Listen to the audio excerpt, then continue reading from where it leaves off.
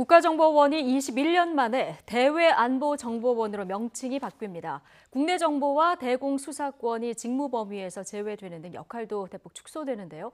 정부 여당이 검찰, 경찰에 이어서 국정원까지 권력기관 개혁을 위해서 본격적인 입법 마련에 박차를 가는 모양새입니다. 자, 어제 국회 본회의를 통과한 임대차 3법 오늘부터 시행이 되는데요. 자, 어떻게 달라지는지 최영일, 이종근 두 분 시사평론가와 이야기 나눠보겠습니다. 어서 오십시오. 안녕하세요. 예. 자, 검찰, 경찰, 국정원. 네. 이 권력기관들의 역할을 어떻게 나누고 개편할 것인가 당정청이 머리를 맞댔습니다. 어제 개편한 발표 현장 먼저 보고 오시죠. 권력기관 개혁은 촛불혁명으로 집권한 문재인 정부와 민주당에게 국민이 부여한 시대적 소명입니다. 이번 후속 조치는 그동안 검찰의 문제점으로 지적되어 온 과도한 직접 수사를 대폭 축소하는 등 검찰에 집중된 권한을 분산시켰습니다.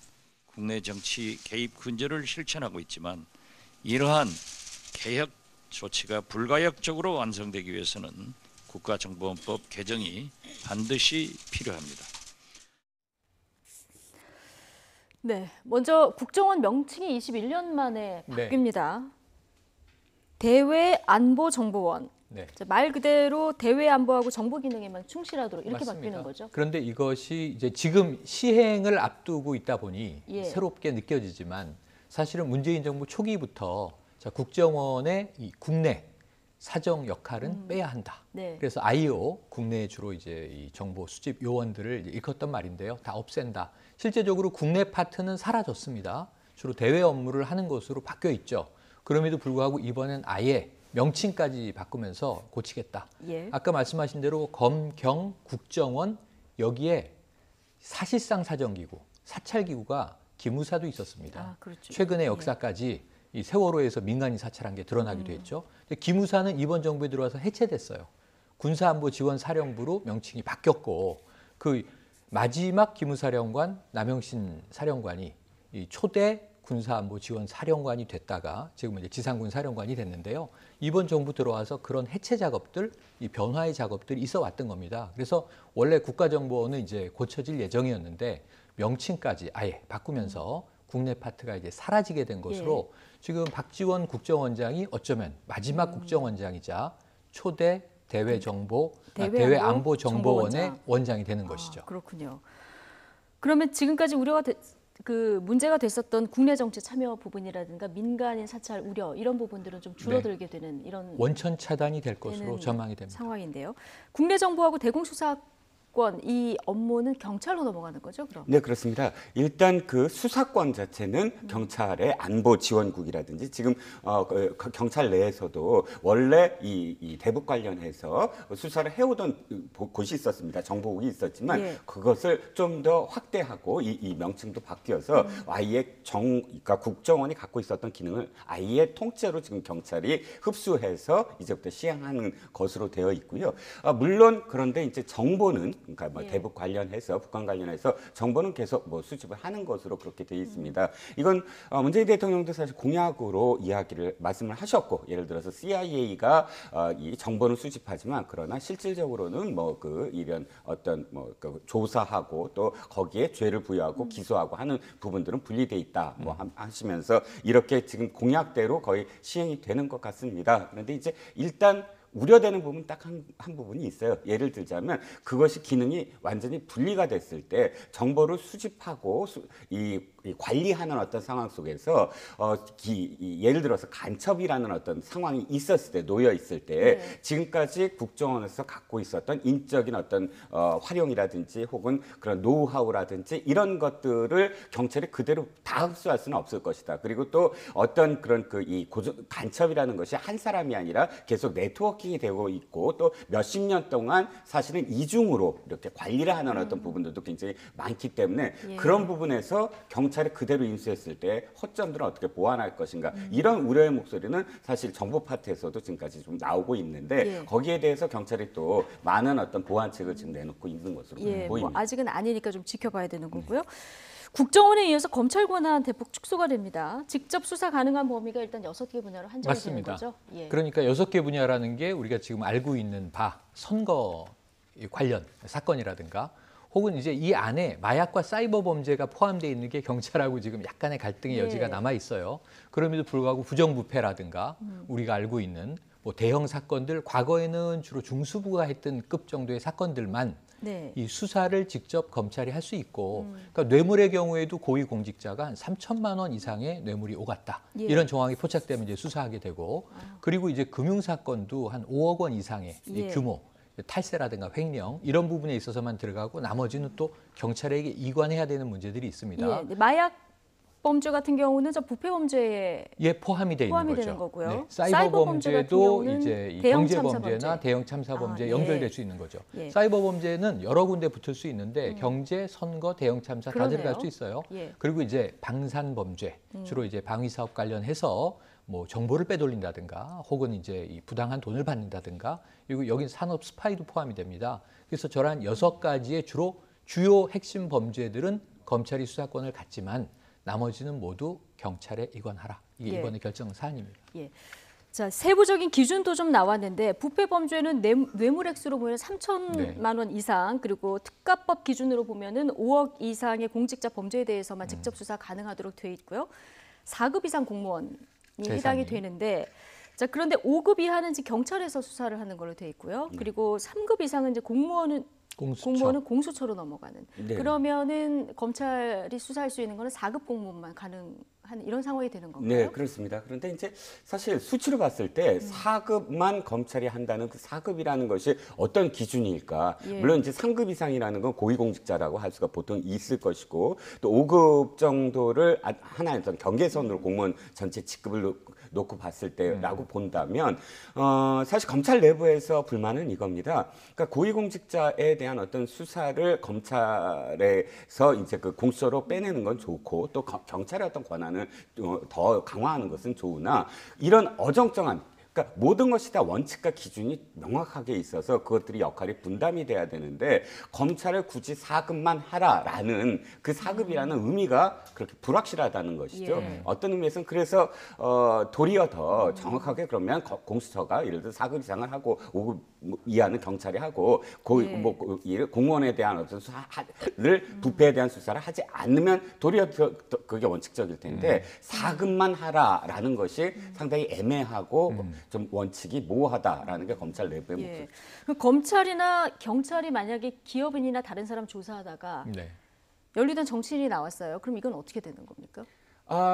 정치인이 나왔다고 했을 예. 때 이것은 좀 이제 그 여러 가지 어떤 상황을 좀 봐야 될 것 같아요. 이 사건이 어떤 사건인가? 과연 중심이 예를 들어서 이제 그 먼저 수사했던 그러니까 정치인의 어떤 수사가 아니라고 한다면 예. 그러니까 처음에 수사했던 것이 처음부터 이 수사한 방향대로 가야 되는데 정치인이 걸려서 정치인의 어떤 그런 상황이 됐을 때는 이거 공수처로 넘어갈 상황이죠. 현행 법대로 한다면 검찰이 그것을 계속 잡고 있을 어떤 근거는 없습니다. 예. 자, 검찰의 역할이 축소되는 반면에 지금 경찰 역할은 좀 커지는 이런 맞습니다. 상황입니다. 네. 그 검경 수사권 조정에서 가장 공방이 치열했었던 부분이 수사 종결권을 부여하느냐 마느냐 이 맞습니다. 부분이었는데 이건 어떻게 결정이 됐습니까? 그 뭐 사실상 예. 사실상 경찰이 종결권을 가지고 가는 분위기입니다. 예. 하지만 그 이제 협의의 여지들이 남아 있어요. 그래서 아까 공무원이 자 5급 이하, 4급, 3급 이상 이렇게 기계적으로 분리되어 있는 부분하고 지금 말씀하신 대로 수사 종결에 있어서도 경찰이 수사 종결을 해도 검찰이 개입할 수 있는 여지는 법적으로 이제 열려 있거든요. 그런 부분에 있어서 사실은 제일 중요한 게 운영의 묘예요. 예. 아무리 이제 매뉴얼이 기계적으로 아주 촘촘하게 짜여 있다 해도 실행되지 않으면 의미가 없는데 검경 수사권 조정 이후에 이번에 특히 이제 국가의 공권력의 어떤 업무 분담, 분산의 이제 결정이 실행된다면 현장에서 제일 중요한 건 공조가 되거든요. 그러니까 예를 들면 마약 범죄는 검찰이 하는 거라면서 잘 보시면요. 마약 수출입, 그러니까 이게 밀수, 통관 관련은 검찰인데 마약의 국내 유통은 또 경찰이 해야 돼요. 근데 마약이라는 게 외국에서 흘러 들어오면 국내로 유통되지 않겠습니까? 그럼 이거는 검경 공조 수사가 필요한 대목들이 예. 많을 거예요. 또 공무원 비리가 단독범이 아니라 만약에 이 네트워크가 연결돼 있다. 여기 2급, 4급, 5급 다 포함되어 있다. 공조 수사를 해야 되는 거예요. 심지어는 공수처, 검찰, 경찰이 공조 수사를 하다가 최종적으로 이 사건이 이제 종결, 이 기소를 어느 부분이 담당할 것인가 하는 것도 협의를 해야 돼요. 그래서 예. 사실은 이번 분산되는 이 새로운 방식의 제일 핵심은 조정협력위원회 회의체 여기 핵심이 있는데 아까 거기서 운영의 말씀하신 대로 묘를 발휘할 수 있다. 그러니까 아까 예. 이 대외안보정보원의 경우도요. 미국에서 CIA가 대외 첩보를 한다. 네. 국내로 들어오면 어떡하지? FBI 소관이 되거든요.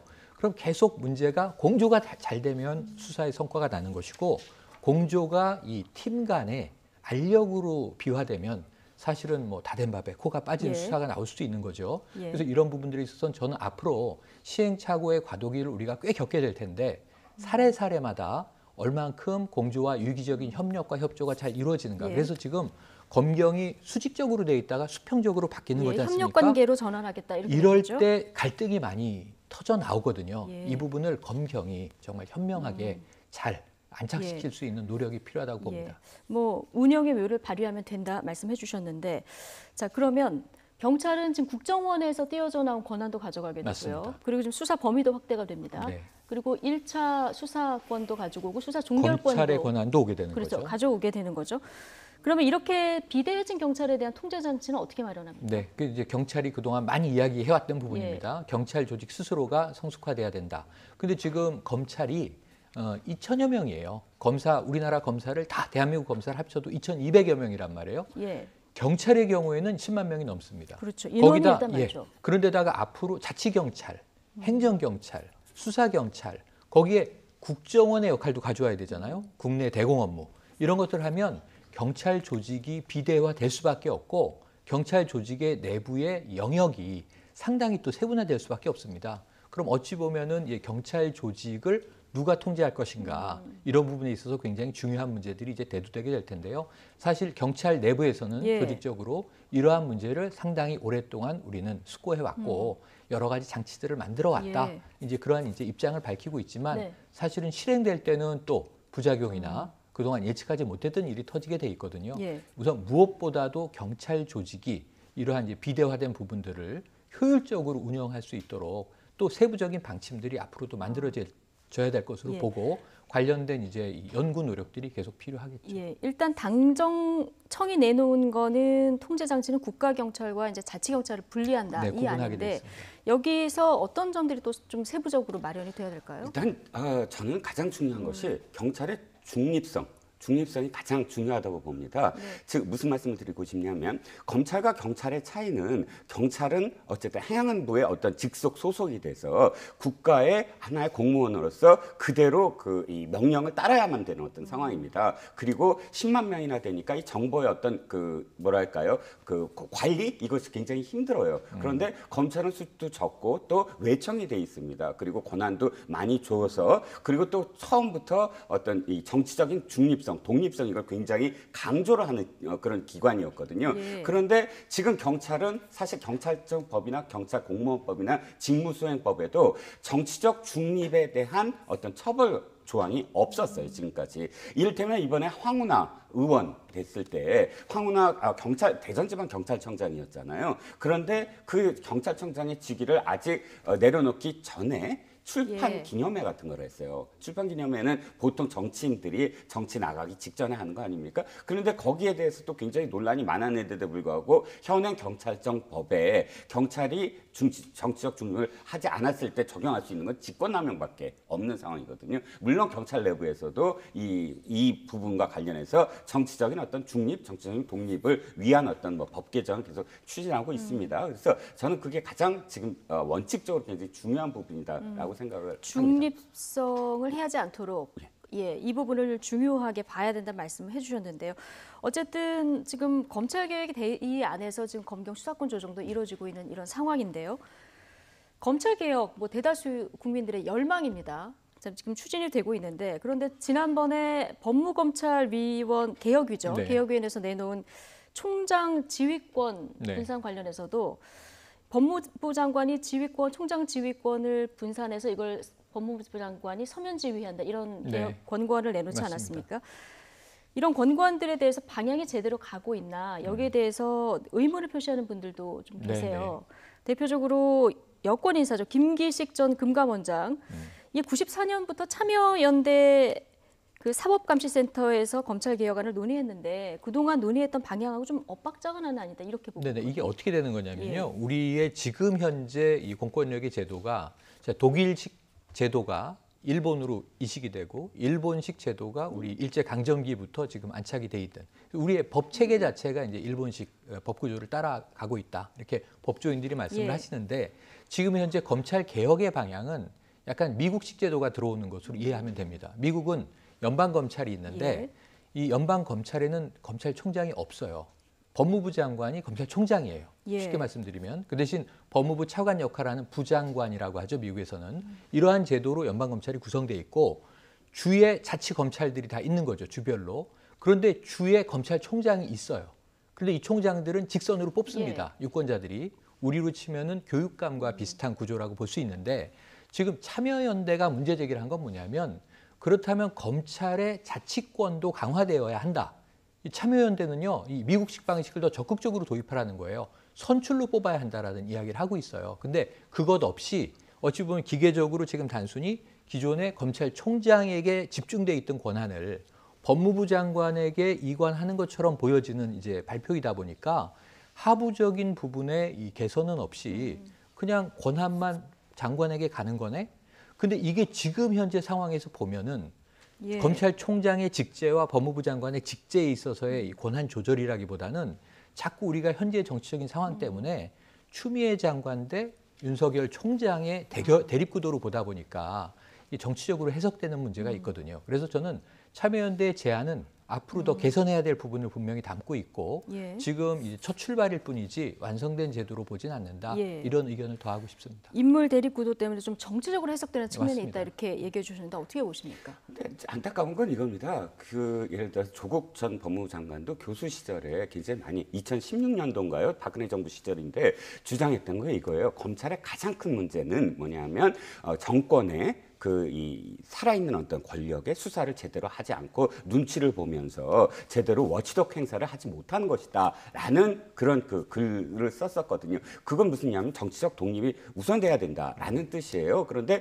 지금은 정치적 독립보다 민주적 통제를 더 많이 강조를 하거든요. 어느 게 더 우선이다가 아니라 두 가지가 동시에 존재해야 된다는 것입니다. 그러니까 법무부 장관이 예를 들어서 자신의 어떤 정치적, 정파적 그런 어떤 견해, 정치인으로서의 어떤 견해를 법무부 장관의 법리처럼 이야기해버리면 사실 아까 그 말씀드린 대로 정치적 독립을 담보하지 못하는 수사지휘권이 될 수밖에 없거든요. 그렇기 때문에 검찰총장이 어느 정도는 권한을 지금까지 주어왔는데 지금의 어떤 대립되는 형국에서도 법무부 장관의 좀 더 굉장히 요즘의 어떤 그 행보가 굉장히 정치적 행보로 읽히면서 이것이 법무부 장관의 만약에 수사지휘권이 가면 더 독립성이 해해지는 게 아니냐, 무너지는 게 아니냐 이런 우려의 목소리가 담겨 있는 거죠.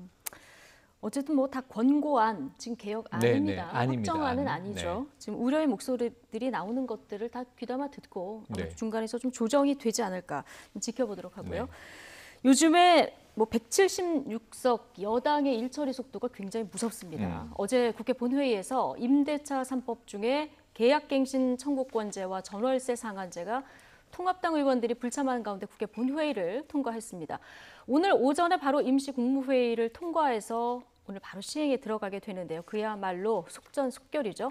반발하는 통합당 의원들은 속수무책이었습니다. 관련 영상 보고 오시겠습니다.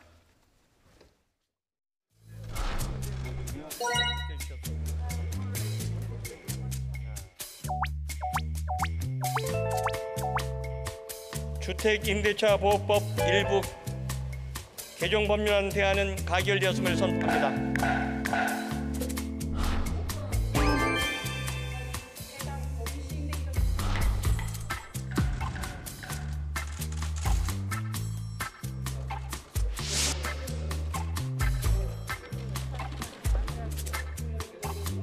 하지만 자금의 여당은 군사정권 시절에도 보지 못했던 일들을 태연하게 벌이고 있습니다. 진실로 누가 적폐입니까?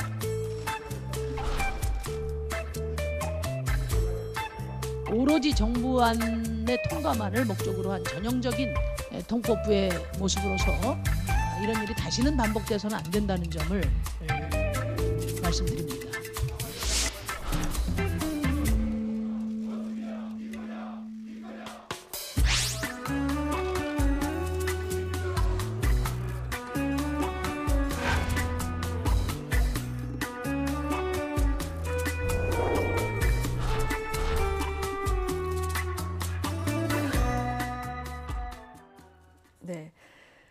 임대차 보호법 가운데 전월세 상한제하고 계약갱신 청구권제 네. 두 개는 어제 통과가 됐고 오늘 국무회의까지 네. 통과가 됐습니다. 상임위 통과해서 본회의 통과해서 국무회의 의결까지 사흘 만에 정말 네, 일사천리로 처리가 됐어요. 뭐 상정부터 치더라도 나흘. 그러니까 네. 제 역사상 처음 보는 일입니다. 저는 법안이라는 게 이렇게 빨리 통과될 수 있구나. 그래서 이제 이 형식 논리, 예. 이 절차적으로 야당이 지금 이야기하는 거는 너무 절차가 생략되고 무시됐다. 그래서 어찌 보면 졸속이다. 이제 이런 이제 이야기를 비판을 하고 있죠. 의회 독재다. 여기까지 나왔는데 그런데 한번 우리가 20대 국회하고 지금 현재 이 상황을 비교해 보면 국민들이 지금 극과 극의 체험을 하는 거예요. 예. 꼭 무엇이 좋고 무엇이 나쁘다라는 가치 판단을 떠나서 법안이라는 게 뭐 사실 뭐 20대 한 번뿐입니까? 어떤 특정 법안은 뭐 18대, 19대, 20대를 거치면서 전혀 통과 가능성이 없다가 폐기되고 결국 실현되지 않는 법안들이 예. 무더기로 있었죠. 그래서 우리가 회기가 끝날 때마다 또는 이제 국회 한 기수가 문을 닫을 때마다 밀린 법안이 법안 15,000여 개가 폐기됐다. 이건 다음에 다시 발의할 수밖에 없는 상황이다. 이런 경우를 많이 보도했었어요. 예. 그런데 이번에는 와, 사나흘 만에 법안이 통과된다고? 그것도 부동산 경제에 중대한 영향을 줄 수 있는 이런 법안이 이렇게 빨리 통과될 수 있구나. 본회의는 무려 2시간 24분 만에 통과. 이런 얘기를 하게 되는데 극과 극 체험이라고 말씀드리는 게 자, 이 중간 정도는 없겠냐는 거죠. 여야가 사실은 지금 수구위가 빠졌다. 이런 이야기를 하는데 예. 찬반 토론이 빠졌다. 이 부분을 보완하면서 가야 되는 중간 어딘가 균형점이 있을 텐데 한쪽은 너무 빨리 가서 문제다라고 비판을 하고 또 어떤 때는 참 이 법안 통과가 안 돼서 답답하다. 국회는 뭐 하는 집단이냐라고 또 국민들의 성토를 받고 그 중간의 균형을 찾아가야 되는데 어쨌든 극과 극 체험에서 저는 이런 속도전도 가능했구나. 예. 국민들이 놀랄 것 같습니다. 네. 속도로 밀어붙여서 일하는 국회 모습을 보여주느냐 아니면 20대 국회는 또 답답하기도 한 측면이 있어서 이런 네. 중간 정도의 지점이 없겠느냐 얘기했는데 네. 자 어쨌든 부동산 문제 지금 부동산 시장에 혼란이 있기 때문에 여당은 이건 빨리 통과시킬 수밖에 없다 이렇게 네. 얘기를 하고 있는데 정의당 심상정 대표도 이게 통법 분야 이런 비판이 나왔고요. 여당에서도 너무 그 협치가 없는 부분에 대해서 우려의 목소리가 나옵니다. 예, 일단 이건 협치는 나중 문제고, 협치는 나중 문제고, 민주주의가 무엇이냐에 대한 원칙적인 논의부터 해야 될 것 같아요. 민주주의는 뭐냐면 결과가 민주주의가 아닙니다. 과정이 민주주의거든요. 그러니까 민주주의라고 또 얘기했을 때 결과가 무조건 좋은 것이 민주주의라면 그건 독재도 사실 결과가 좋으면 민주주의라고 할 수 있나요? 그렇진 않잖아요. 우리가 독재와 민주주의를 가르는 가장 큰 것은 뭐냐면 모든 절차에 있어서 우리가 민주주의라고 이야기할 수 있느냐. 무조건 다수의 그런 어떤 그 상황을 해서 적법하다고 무조건 그런 과정들이 통과될 수 있느냐. 그것은 아니다라는 것이 지금까지 우리가 헌정 이후에 한 50년 동안 서로 상식선으로 갖고 있었던 것입니다. 그런데 군사정권도 사실은 이렇게는 하지 않았거든요. 결과적으로 봤을 때, 그러니까 과정상으로 봤을 때 지금 통합당은 아무것도 할 수 없는 그런 의석이에요. 그러니까 통과될 수밖에 없는 그런 의석입니다. 그러니까 굳이 절차를 이렇게 하지 않아도 정상적인 절차를 하더라도 통합당은 아무런 수단이 없는 상황이에요. 근데 어떤 절차가 가장 큰 문제냐면 최소한 수기 말씀만 하셨지만 어떤 것이라도 소위는 열었어야 된다. 근데 소위가 아니라면 축조심사라고 해서 어떤 법안이 어떤 것이다라고 공유할 수 있게 이야기를 해야 된다. 또는 뭐 안건 조정 이것도 안 해도 됩니다. 그럼 모든 순간순간 우리가 이 법률에 국회 법률에 이런 것들을 해야 된다라고 하는 그 어떤 것도 지금 지키지 않을 이유가 없었다는 거예요. 그 이유가 그러니까 5일 만에 단 10일이 걸린다고 하더라도 그러니까 5일만 더 한다고 하더라도 이것이 뭐 부동산이 갑자기 이 현재도 대란인데 더 대란 속으로 더 혼란스럽다? 이건 아니거든요. 그러니까 지금 심상정 의원도 또는 뭐 다른 노웅래 의원도 지금 이야기하는 것은 절차적 민주주의, 절차가 중요하다. 아무리 176석이 아니라 200석이 아니라 300석이더라도 한 명의 반대 의견이라도 그 반대 의견을 소중하게 여기는 것이 민주주의다. 지금 그 말씀 때문에 그런데요. 저는 이제 이 평론가님 말씀 100% 공감 존중해요. 그러니까 지금 거대 여당은 성찰을 해야 될 대목이 분명히 있어요. 비판받을 대목도 있고. 그런데 YTN 보도를 제가 보다가 법사위의 장면입니다. 윤호중 위원장이 자 찬반 토론하겠습니다. 그러니까 김도읍 의원이 뭐 문제 제기를 하는 거죠. 우린 들러리냐. 그리고 윤호중 위원장이 물어보죠. 소수 야당은 국회의원 아닙니까? 어차피 의결하실 거잖아요. 당연히 의결해야죠. 표결할 겁니다. 그랬더니 그럼 우리는 들러리니까 나가겠다. 퇴장이에요. 찬반 토론 합시다. 반대 토론 해야죠. 야당 의원들이. 왜 거기서 퇴장을 해요? 그리고 들러리라고 스스로 규정해버려요. 왜냐하면 지금 소수 대 다수, 다수가 항상 이기는 거는 결정돼 있습니다. 말씀하신 대로. 표결하면 다 지죠. 통합당이. 그런데 필리버스터 한번 했습니까? 거기서? 예를 들면 아까 군사독재 시절 얘기하셨는데 그 어목하던 국회에서는요. 김대중 의원이 필리버스터 하잖아요. 최장 시간 갱신하면서.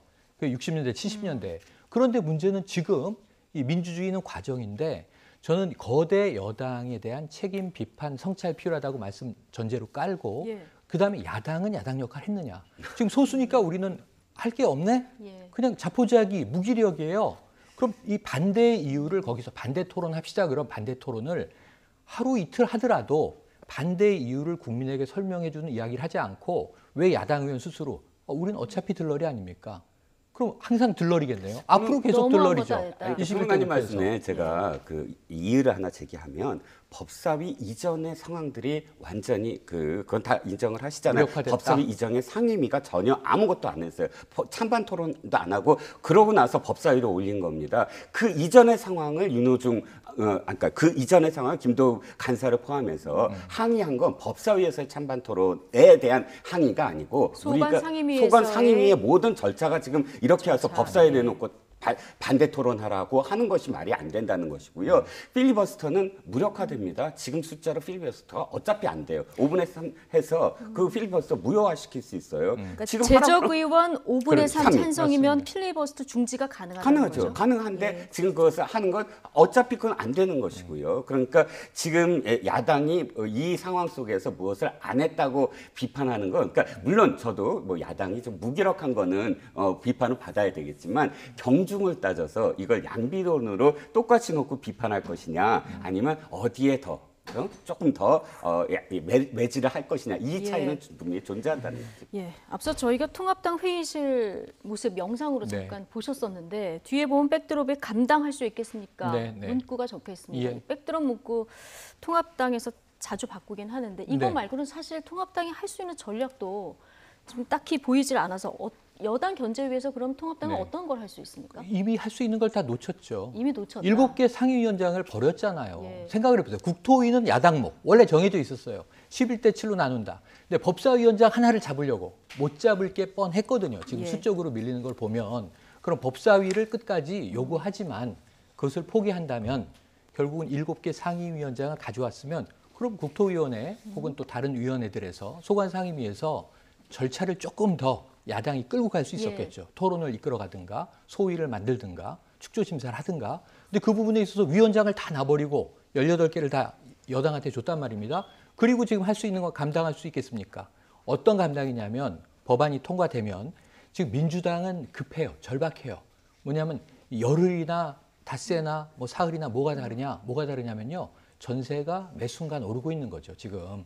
그러니까 이 법을 오늘 오죽하면 임시국무회의를 열어서 어제 통과된 법을 오늘 의결해서 시행해버리겠습니까?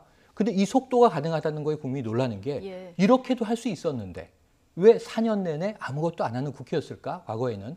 근데 문제는 이 통과된 법안의 시행에 대한 결과는 오롯이 민주당이 책임질 수밖에 없는데 야당이 감당할 수 있겠습니까? 평론가들이 하는 거예요. 저 얘기는.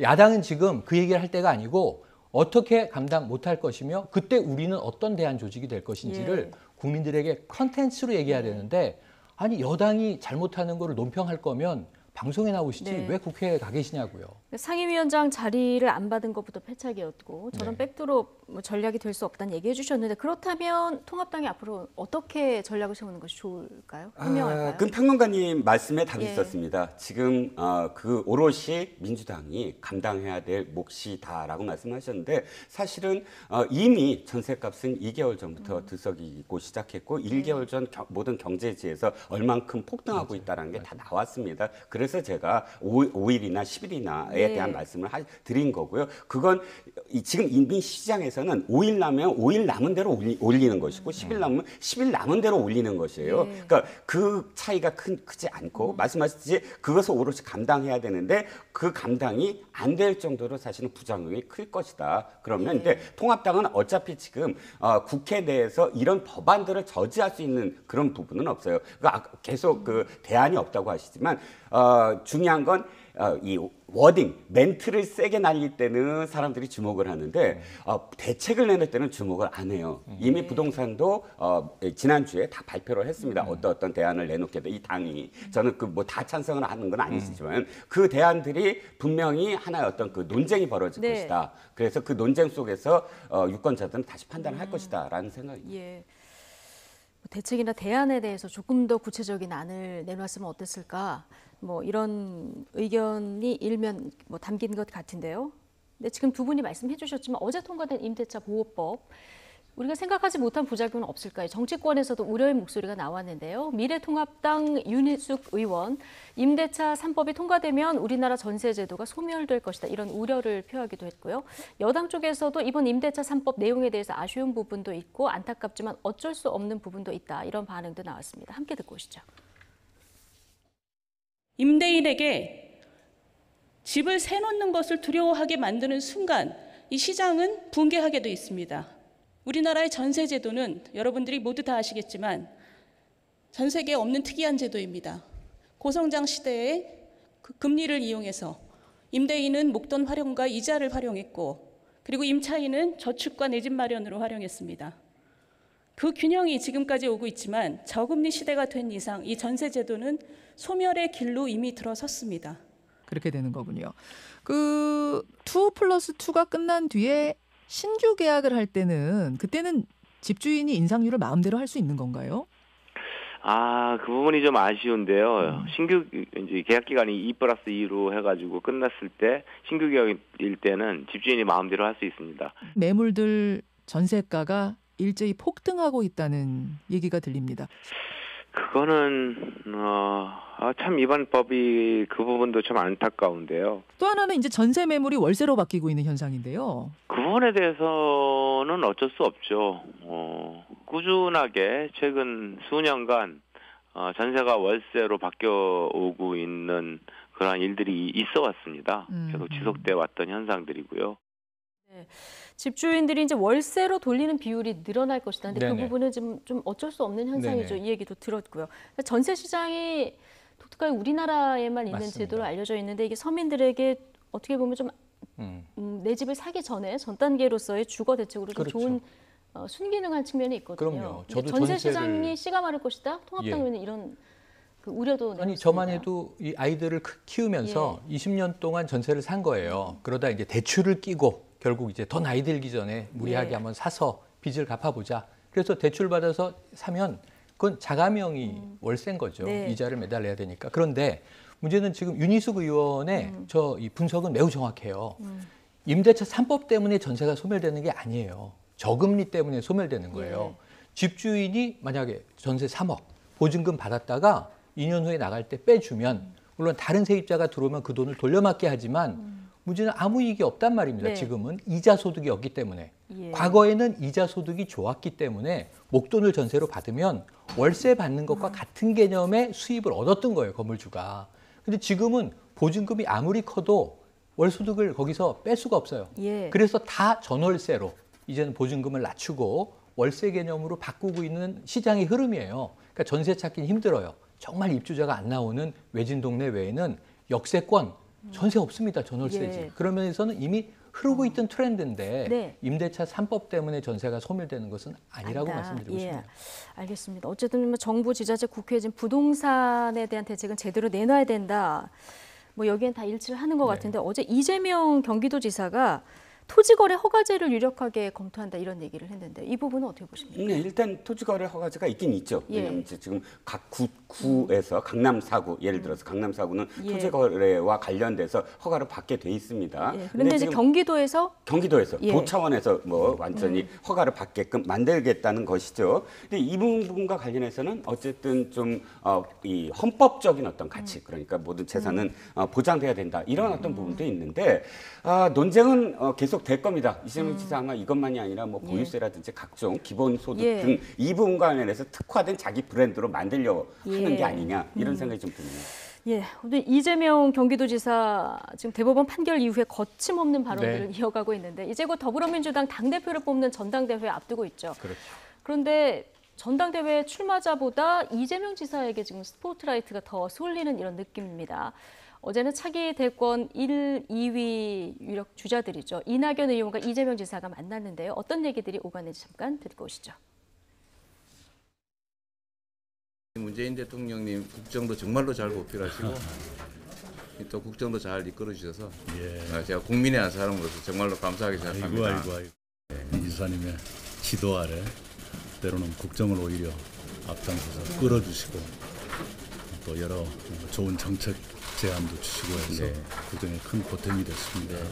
중산층까지 살 수 있는 30년 이상의 장기 공공 임대주택을 공급하는 걸 원칙으로 하자고 저희가 정부에 제안을 했습니다. 그래서 당에서 어쨌든 이 문제에 대해서도 각별히 관심 좀 가져주십사 부탁드립니다. 싱가포르 제도도 참고할 만하고요. 저는 이제 평생주택이라는 개념으로 접근하면 어떤가, 본인이 원하시는 평생도 사실 수 있게 하는 100만 호 정도 공급하면 영향이 있지 않겠는가 생각을 합니다. 예, 최근에 뭐 서울시장 무공천 발언 또 흑수정보 이걸로 좀 신경전이 두 사람 간에 오갔기도 했는데 어제는 조금 화기애애해 보이는 이런 분위기. 그러니까 얼굴을 마주보지 않으면 신경전이 계속 오가고요. 보이지 않는 칼날이 왔다 갔다 하고 얼굴 마주댔을 때는 동지다. 이걸 강조하는 거고 저런 모습이 서로에게 좋습니다. 시너지가 나죠. 그런데 문제는 이제 이 한 달도 남지 않은 당권 도전에서 이낙연 후보가 당권 잡고 대권 갈 것이냐 아니면 여기서 문제가 생길 것이냐 좀 아주 가까운 이 시간에 첫 번째 관문을 돌파해야 되는 게 있는 반면에 이재명 지사는 여유 있고요. 지금 이슈 파이팅만 계속하면 됩니다. 그런데 저 두 사람은 잠재적 대선 경쟁자예요. 1, 2위를 달리고 있어요. 그런 면에서는 저는 보이지 않는 칼날이 오가는데 이재명 지사의 그 파기환송, 무죄 취지 파기환송 이후에 딱 낸 얘기가 비교에 대한 질문을 받고 그분은 엘리트시고 저는 흑수저죠. 이렇게 이야기를 했는데 상당히 겸손한 말씀 같지만 이게 이재명 지사의 이낙연 후보와의 차별화 전략이다. 모든 것은 이 흐름, 이 프레임 내에서 만들어질 텐데 이낙연 후보의 또 역공도 분명히 있을 것이기 때문에 저 두 사람은 앞으로 계속 보이게 보이지 않게 합을 겨뤄야 되는 상황이네요. 예, 민주당 전당대회 이제 당장 얼마 안 남았는데 이재명 지사 역할이 또 어디까지 미칠지 이 부분도 굉장히 관전 포인트인 것 같습니다. 오늘 두 분 말씀 여기까지 듣겠습니다. 최영일, 이종근 두 분 시사평론가와 함께했습니다. 고맙습니다. 고맙습니다.